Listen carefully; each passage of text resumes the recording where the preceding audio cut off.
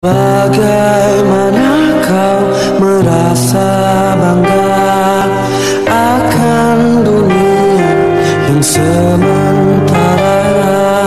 Bagaimanakah bila semua hilang dan pergi meninggalkan dirimu?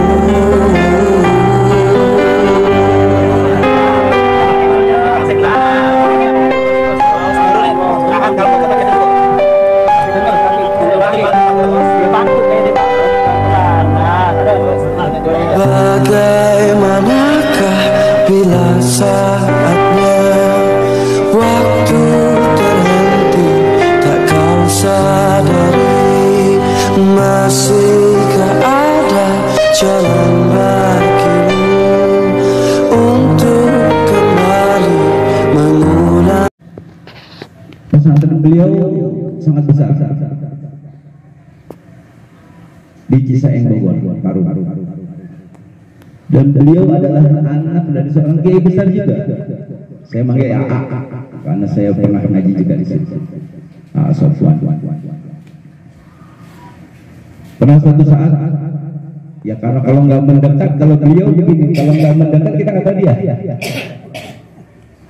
Di pesantren saya mendekat, baru kita tahu profil beliau.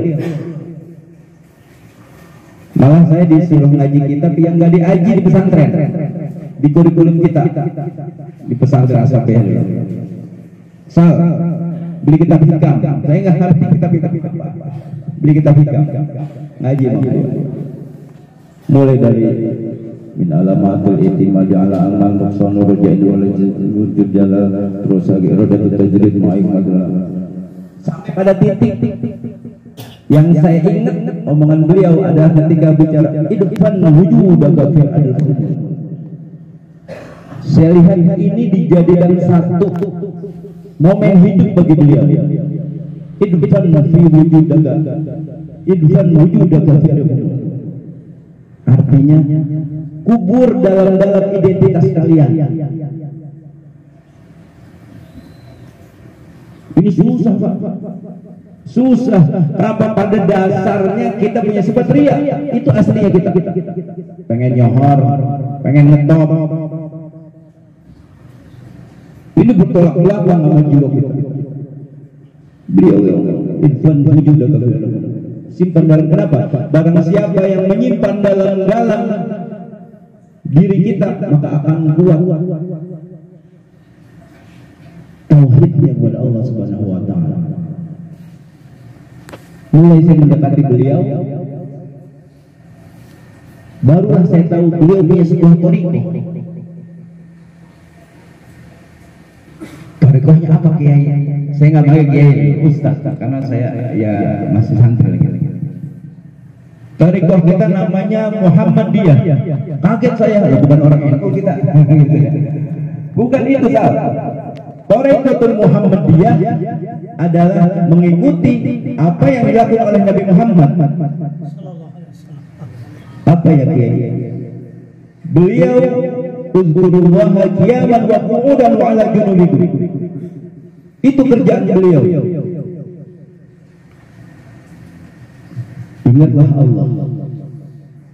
Kiaman, baik dalam keadaan kiaman ini bahasa kinayah. Artinya apa? Aktivitas, lagi ngojek kayak, lagi dagang kayak, lagi kerja kayak, lagi ngajar kayak. Allah.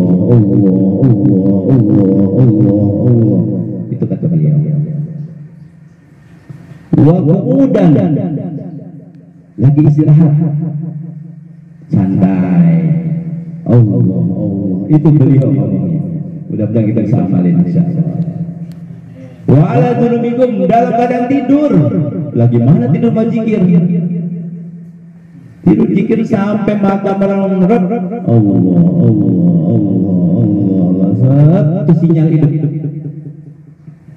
Bingung saya. Gimana ceritanya? Suruh begitu. Tapi itulah beliau. Beliau anak seorang kiai besar. Dan ternyata thariqahnya beliau ini tidak asal thariqah aja. Beliau cerita dia punya guru yang belum lama meninggal, Kiai Nur Ghazali. Beliau adalah cucu daripada Kiai Khalil Bangkalan. Mudah-mudahan kita yang ngaji sama beliau diaku sama Kiai Khalil Bangkalan kalau kita muridnya. Amin. Itu pesan beliau. Di depan sujuda kafi adukum, simpen dalam dada. Saya pernah Pak bingung jalan sini, lalu saya berhenti di ujung jalan situ. Saya nanya rumah Kiai Asep. Kiai Asep, nggak ada Pak Asep. Gitu Pak. Pak Asep Kiai saya orang alim gitu. Nggak ada Pak. Kata ini gitu. Ada Pak Asep. Ini harus dicontoh sama kita Pak. Bagaimana bisa kita tekan hawa kita, nafsu kita. Kita merasa punya kelebihan di mata Allah, di mata manusia, ini ditekan keberadaan kita. Bahkan kemarin disolatin jenazahnya pun itu cuma perjalanan hidup kita nggak tahu. Bukan di masjid, bukan di masjid jami, tapi di rumah. Sementara kita kalau orang besar atau orang tua kita orang besar, bunga bangga. Oh lihat bapak gua, tamunya aja ribuan takjiah. Bahkan yang uniknya dari beliau, uniknya itu burung batang yang nganterin anak-anak muda.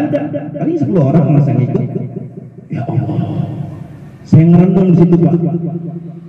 Ini guru lagi ngajarin kita. Sampai meninggalnya pun beliau mastur. Kalau kita bicara orang-orang mastur, ya Allah, di Jawa itu tempat. Ada satu kisah di Jawa. Seorang ulama besar, beliau ahli ma'rifat, jalan di suatu jalan umum kayak kita jalan biasa. Dia istighfar. Astagfirullahaladzim. Apa yang terjadi?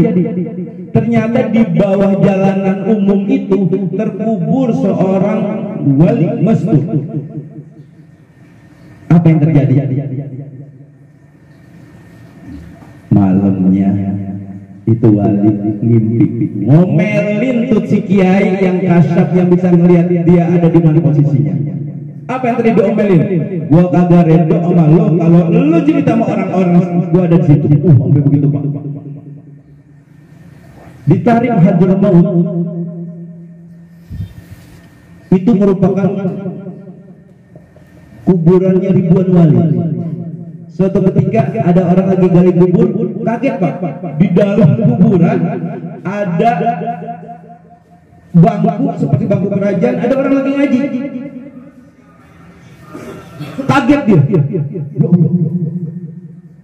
Apa kata si ahli kubur itu? Tutup lagi. Ini yang saya dapat profil beliau.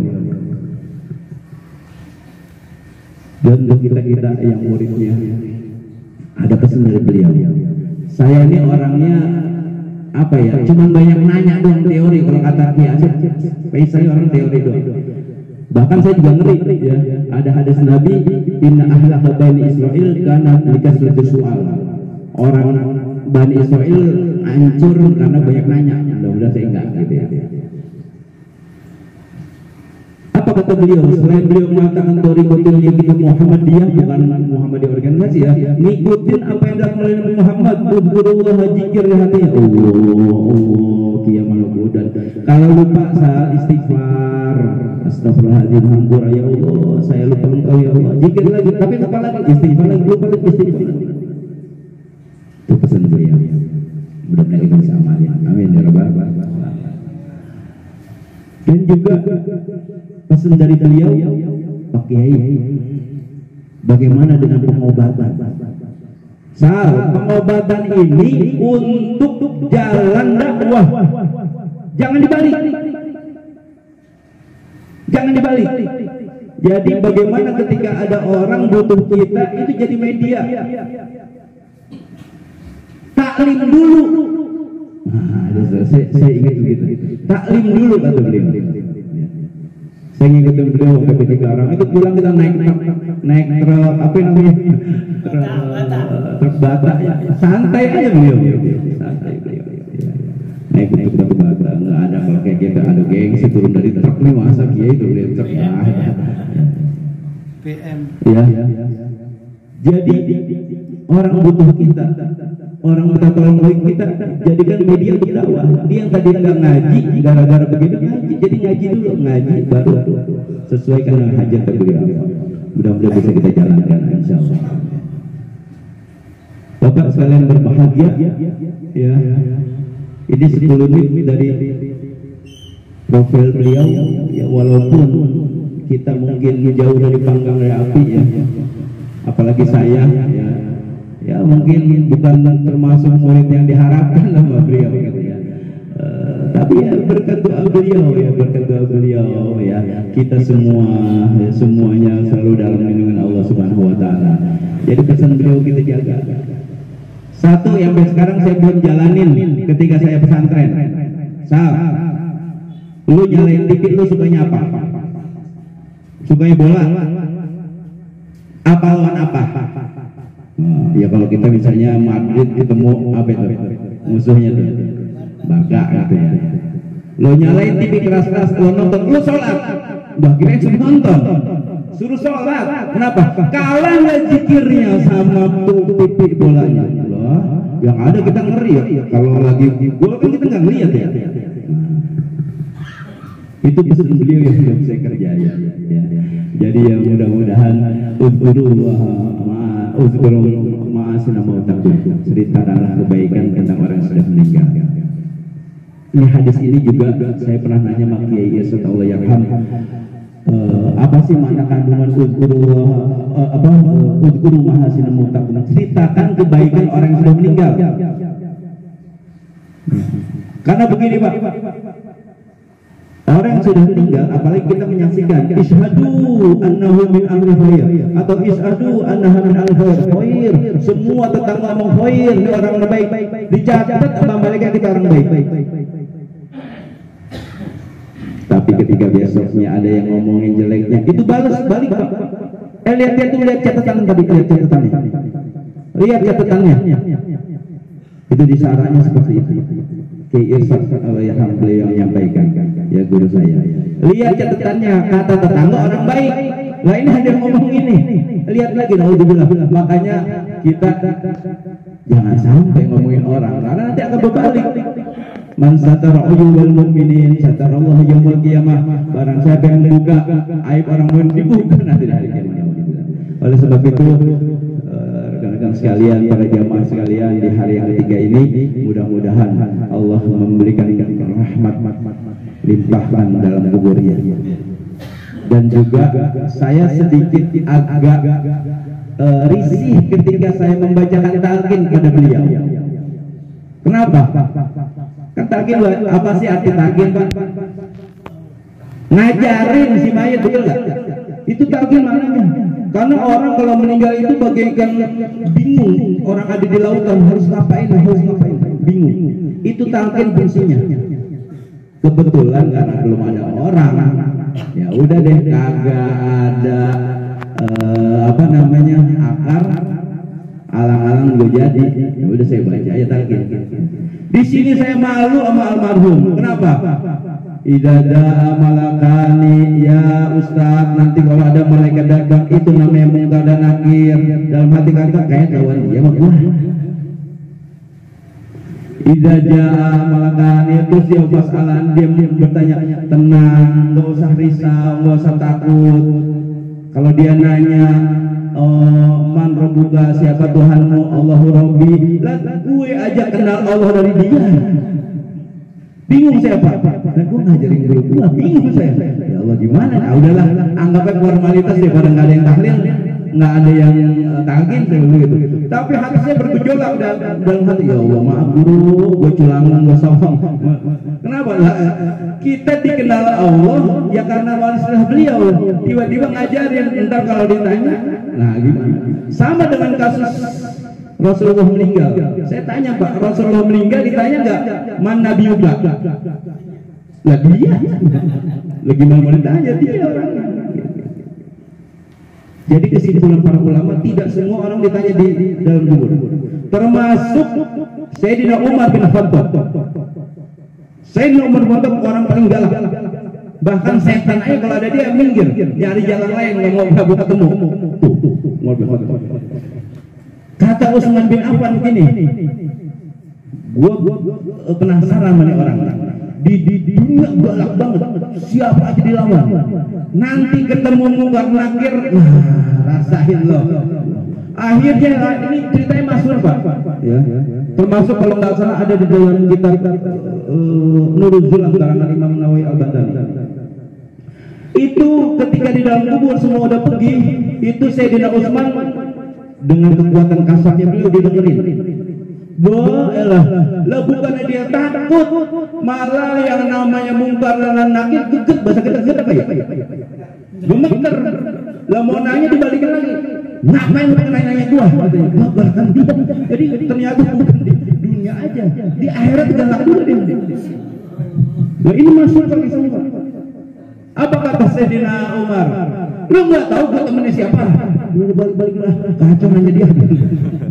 Kalau kita mungkin jangan Pak, ya lain kita. Kalau Bapak kayak Abu Nawas saja, meninggal minta kain kafannya, minta yang paling udah jelek. Jadi kan bingung mana yang kemarin meninggal ya. Nah, gitu. Ya Abu Nawas itu. Oleh sebab itu Bapak Ibu sekalian, terutama jamaah sekalian yang berbahagia, yuk kita teladani sifat beliau. Ya, mudah-mudahan putra putrinya dijadikan putra putri yang soleh-soleh. Ya, beliau melahirkan putra putri yang hafidh-hafidh, yang mudah-mudahan dipelihara Allah Subhanahu wa taala, dan kita sebagai muridnya yuk kita teruskan perjuangan dia, perjuangan beliau, jangan berhenti berzikir. Itu pesan beliau, jangan berhenti berzikir. Hidupkan hati kita bersama Allah. Allah. Itu pesan beliau. Satu, yang kedua, kalau lupa istighfar. Kalau lagi malah salawat, itu doang. Karena saya ngaji sama beliau gak lama, itu doang yang saya dapat. Mudah-mudahan bisa memberikan keberkahan kepada kita semua. Wabillahi taufiq. Assalamualaikum warahmatullahi wabarakatuh.